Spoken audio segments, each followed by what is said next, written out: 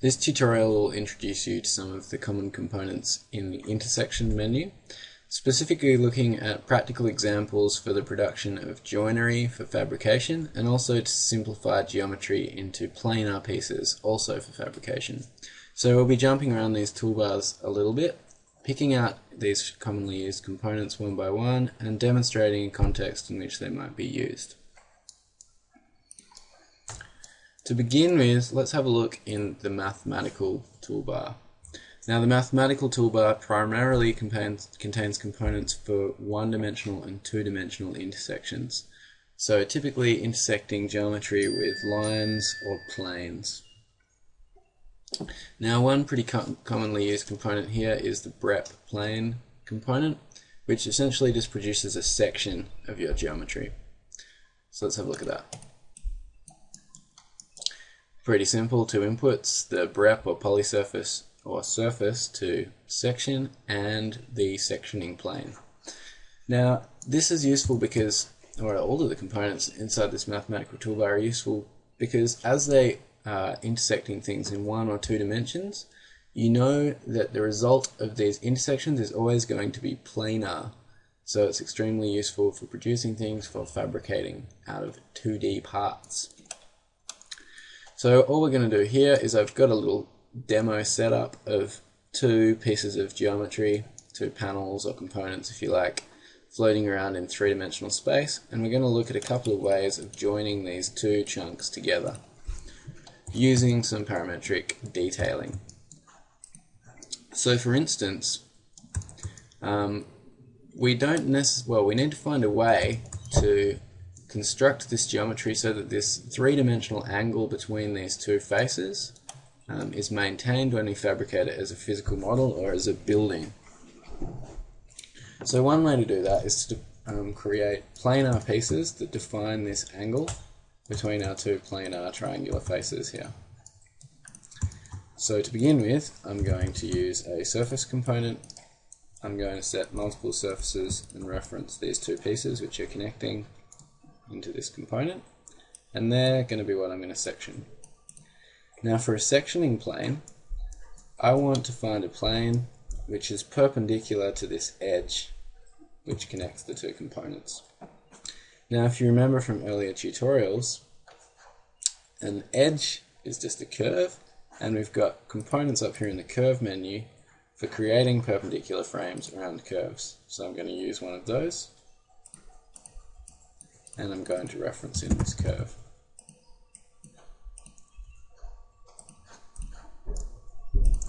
And you'll notice when you click on the edge here, I've drawn a curve as well, but Grasshopper will automatically let you choose surface edges as curves. And that will be what we're going to create a perpendicular frame around. I'll create a slider for the curve parameter, and you'll see we can just measure along this curve to create a perpendicular frame. If we plug that into our plane for the section, notice that it is now sectioning these two panels in real time. So we can produce a two-dimensional part that will define that angle. So that just means we need a couple of Grasshopper modeling components. I'm going to offset this curve in this plane.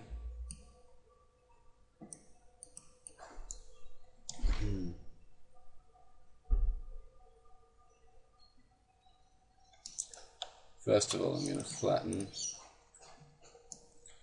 Well, actually what we could do is we could just join these together into a single polysurface, reference those in as a BREP, and that'll mean that our output curve is joined, which will make things a little bit simpler.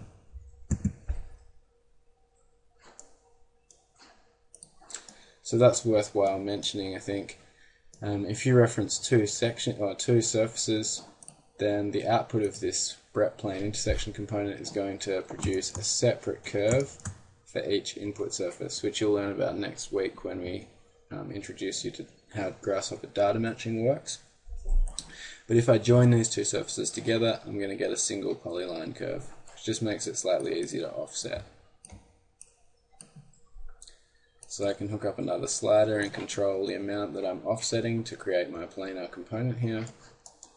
And if we just use our loft, should be able to loft between these two curves here.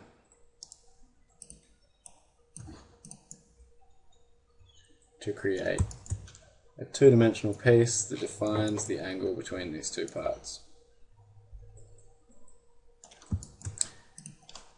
Okay, let's look at some other ways of joining these two things together. Another way might be to create a single notched piece of geometry, or a single a wedge between these two faces.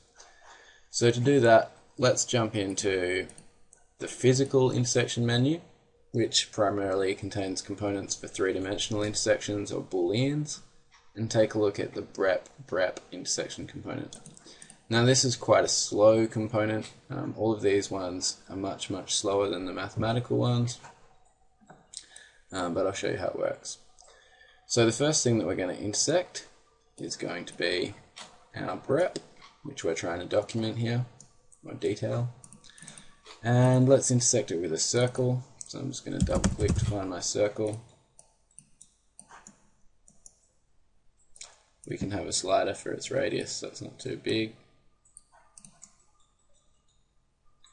So that's just creating a circle around that edge there. And if we connect that up, then it converts to wireframe. You'll be able to see that this brep intersection component is converting this circle to a brep and finding this intersection between the two parts. So instead of creating a section through the entire geometry, now we're limiting it to the radius of this circle.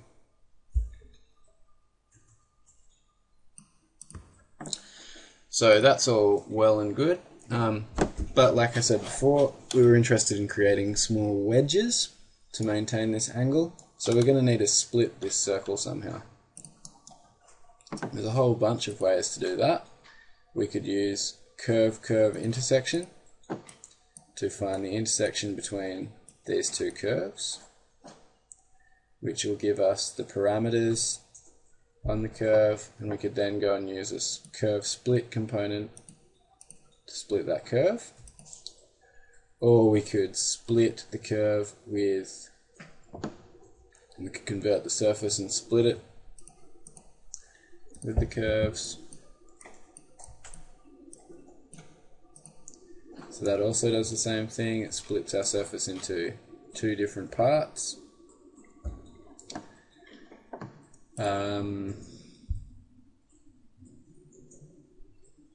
Maybe for now that's enough demonstrating how we can break that into two chunks. If we want to keep only one of those two parts, we can use some of the list components, like list item, to select only one of those at a time. So that picks just out this wedge here, and this picks the other wedge.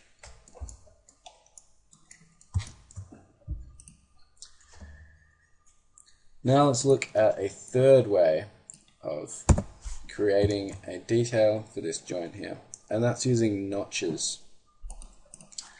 So what we're going to look at doing is I'm going to use just a single brep this time, just for the sake of a nice simple demonstration. And we have our circle, so we can intersect the two again using whatever we like. Brep.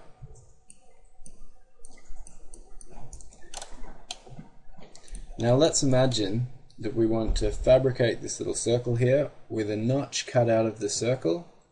That's the thickness of whatever material we're going to fabricate this component with, so that you can imagine slotting the component into the circle to define an angle.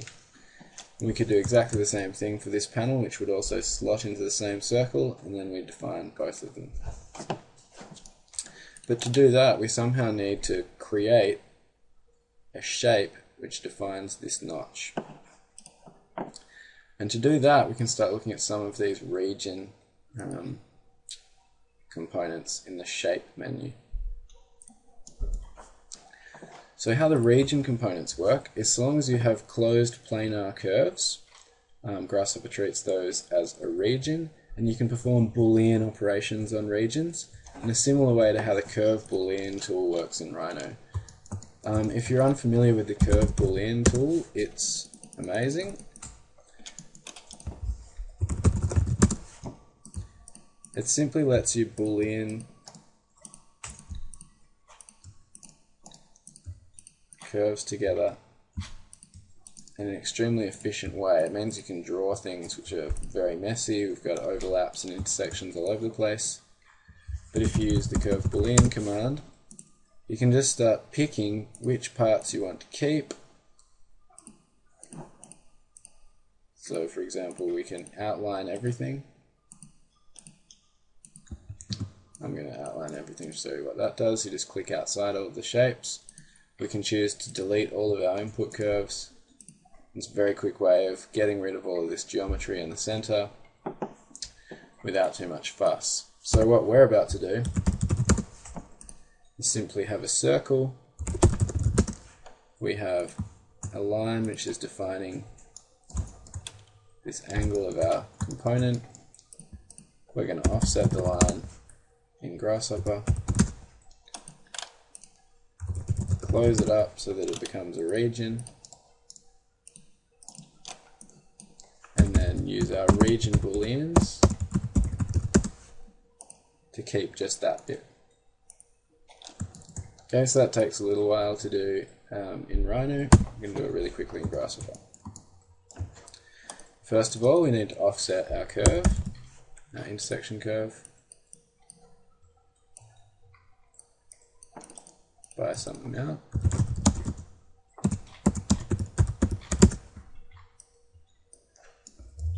Okay.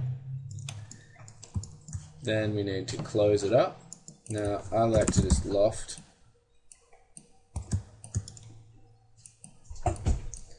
between those two lines. It's nice and quick.